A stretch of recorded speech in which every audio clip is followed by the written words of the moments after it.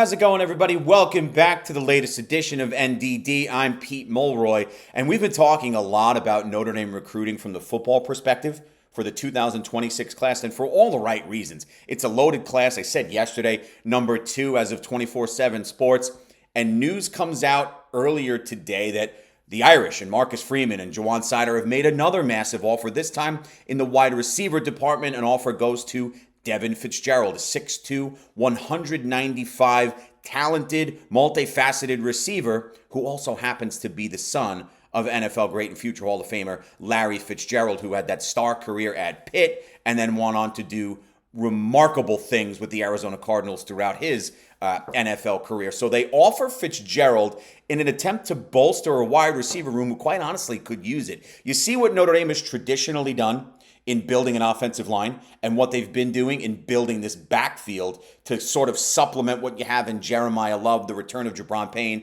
and Jadarian Price. Moving forward, you can add Keedron Young in that as well. Aeneas Williams, the list goes on and on. These guys are going to be around for a while. Obviously, we have to see what happens with Love and his future prospects moving forward into the National Football League.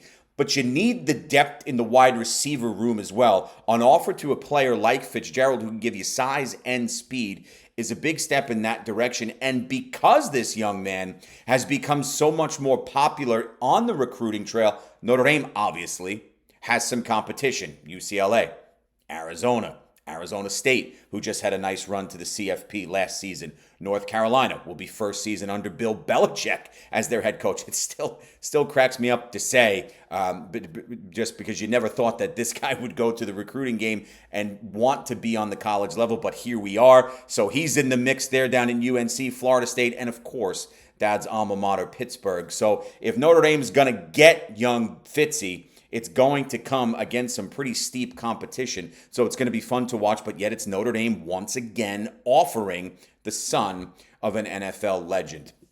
And obviously, sticking with the theme of Notre Dame sports, Irish athletic director Pete Bavacqua saying earlier this week that he's comfortable utilizing that grandfathering in of athletes. And what that means, we're not talking about a singular sport, be it women's soccer, women's basketball, football, hockey, lacrosse, golf, whatever it might be. This encapsulates all of the athletic programs at Notre Dame and other schools that may take a similar path. So what that means grandfathering in, as it came from Pete Bavacqua earlier this week, that Notre Dame is fully committed to the roster spots of current athletes and those who might have been cut this year. That means they'll be permitted to return to their respective programs. Now, where is this coming from? It's on the heels of the House versus NCAA settlement, which continues to grab headlines, largely because massive revenue shares could come from this,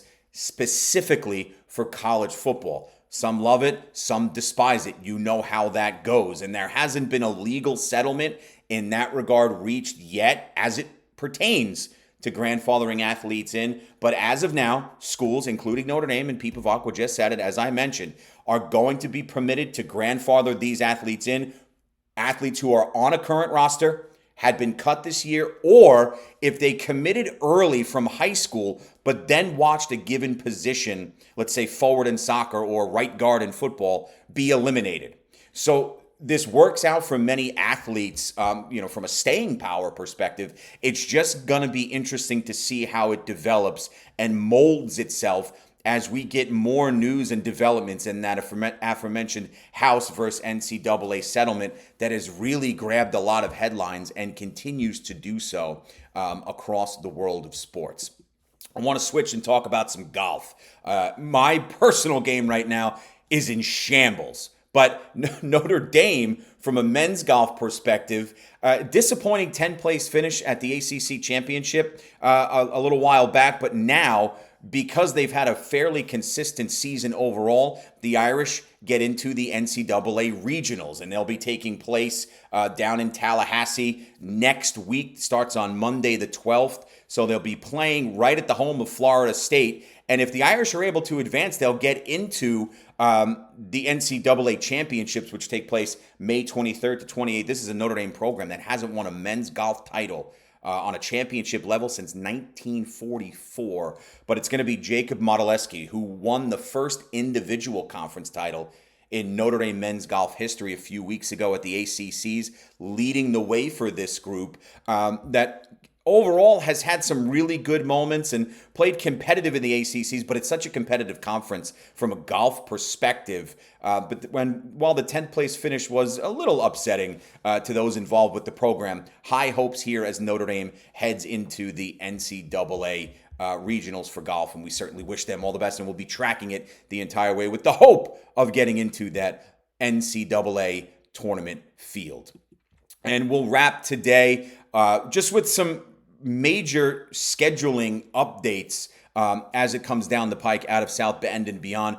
I've been talking about the Bowling Green Series, the final homestand for the Irish baseball team. They wrapped that this weekend, and they'll be honoring some of their seniors who will be heading out and receive their grad and undergrad degrees, respectively. The men's golf team is going to go out to Seminole and play their regional out there against a loaded field. The teams that are in this tournament, defending champion Auburn from a year ago, you got a lot of good teams in the field here, and the Irish will kick that off on Monday, May 12th, and then just backtracking a day. You've got perhaps the biggest game for Notre Dame athletics right now taking place Sunday in Columbus, round one of the NCAA tournament. It's a noon ball drop against Ohio State, the 4 seed. Notre Dame trying to keep the season alive as they pursue their third consecutive national championship in men's lacrosse. Always a blast being with you. I appreciate you helping me get this off the ground and running, and everybody at Fan Arch. You know how to subscribe by now. Follow the mothership across all social platforms as well. I'm Pete Mulroy. Thanks as always for being with me. I'll talk to you all again tomorrow. We'll get an update about how that lacrosse matchup went as well. And as always, go Irish.